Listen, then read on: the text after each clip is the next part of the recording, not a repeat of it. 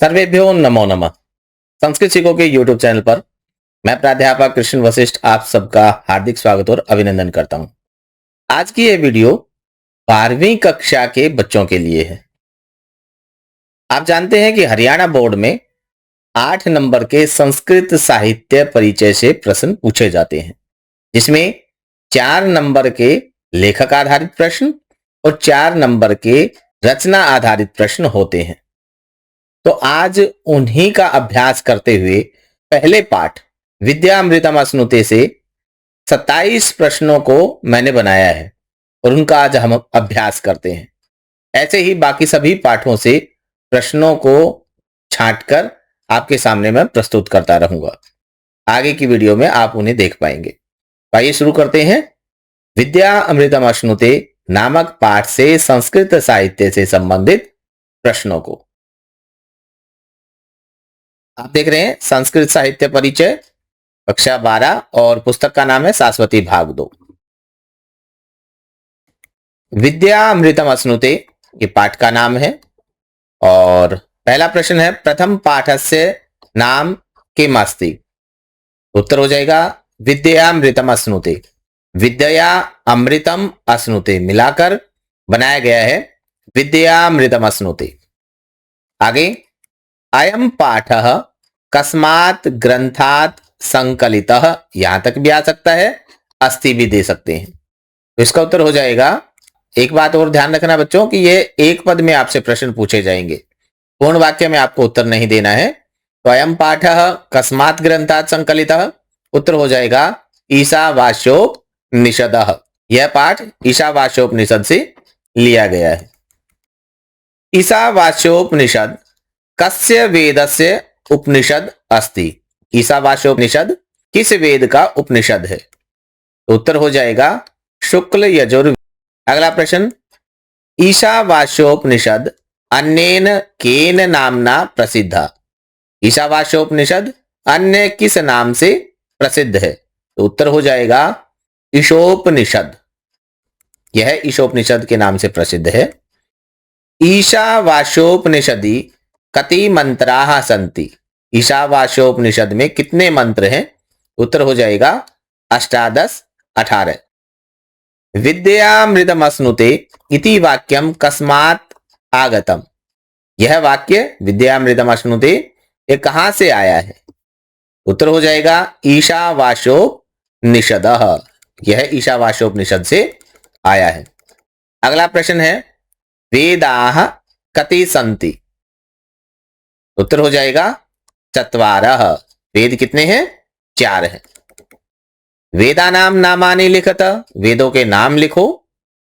तो है ऋग्वेद, यजुर्वेद, सामवेद, अथर्ववेद। अगला प्रश्न विश्वस्य प्राचीनतमः ग्रंथः कः। उत्तर हो जाएगा ऋग्वेदः।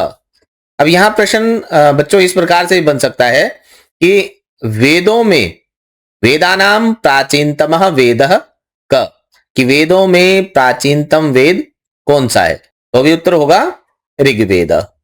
और अगर मान लो प्राचीनतम वेद की बात हो गई है तो नवीनतम वेद भी पूछा जा सकता है।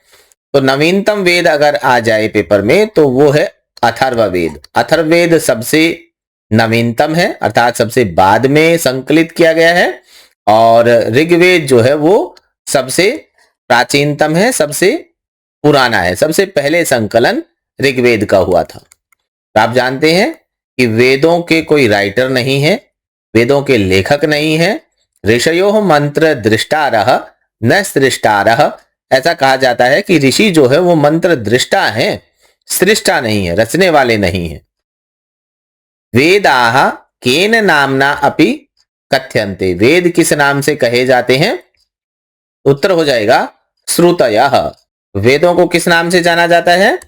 वेदों को श्रुति के नाम से जाना जाता है और वेदों को संहिता के नाम से भी जाना जाता है। वेदों का दूसरा नाम संहिता भी है। तो आप ये देखें बच्चों कि वेदाः शब्द है, बहुवचन है, तो इसलिए हमने श्रुति का बहुवचन कर लिया श्रुतयः। वेदों को श्रुतियों के नाम से जाना जाता है। अगर एक वेद की बात हो तो हम श्रुति कह सकते हैं। आगे देखें वेदानाम अंतिमः भागः क। वेदों का अंतिम भाग क्या है? तो अंतिम है उपनिषद। आगे, वेदेषु ज्ञान भागः क।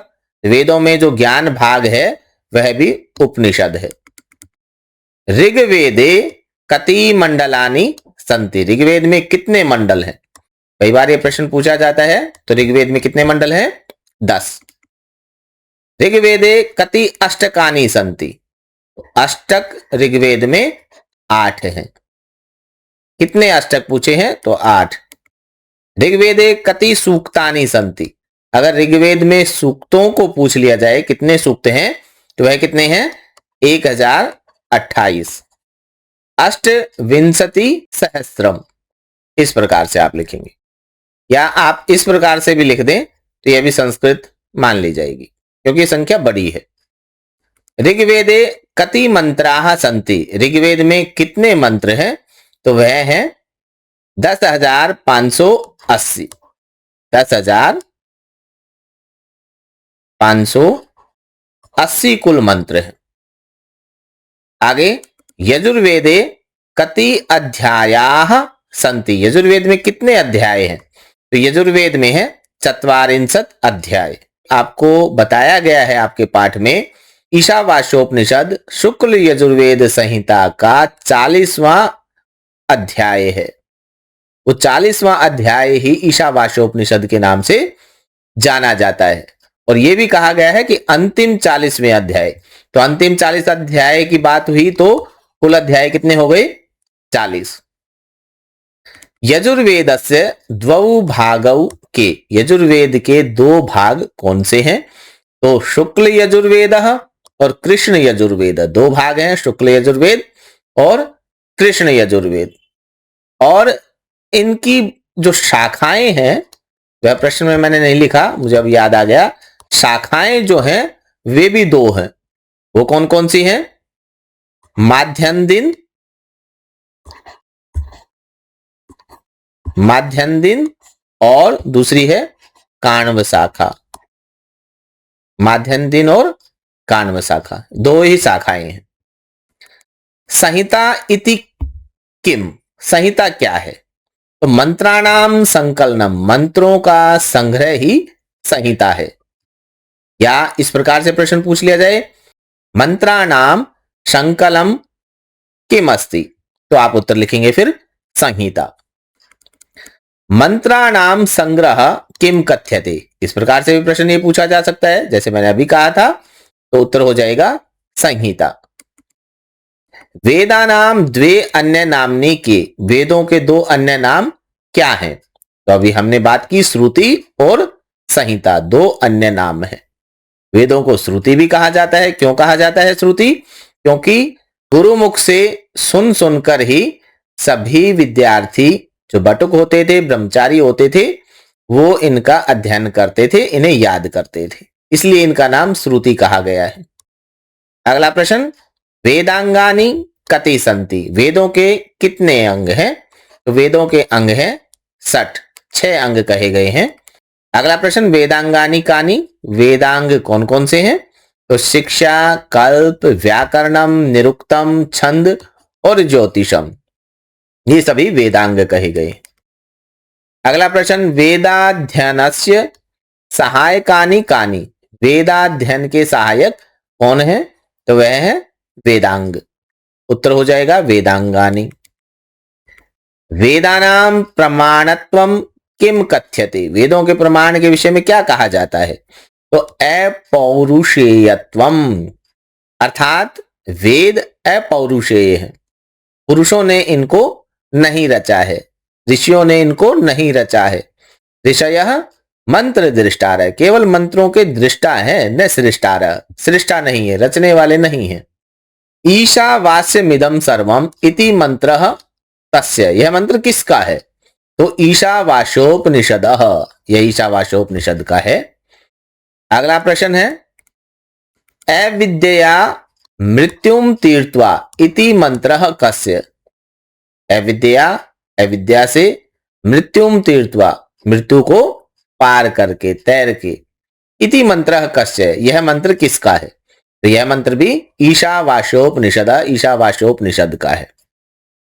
तो प्यारे बच्चों, आज हमने विद्यामृतम अश्नुते इस पाठ के संस्कृत साहित्य आधारित प्रश्नों को सरल किया है। जितने प्रश्न संभावित हो सकते थे वो मैंने आपके सामने रखे हैं। आपको भी लगता है कि इससे अलावा भी कोई और प्रश्न हो सकता है तो मैं आपका स्वागत करता हूं। आप कमेंट बॉक्स में जरूर लिखें। तो आप वीडियो को लाइक करें, शेयर करें अपने मित्रों के साथ, चैनल को सब्सक्राइब भी करें। मिलते हैं अगले पाठ के संस्कृत साहित्य आधारित प्रश्नों की वीडियो के साथ। तब तक के लिए नमस्कार।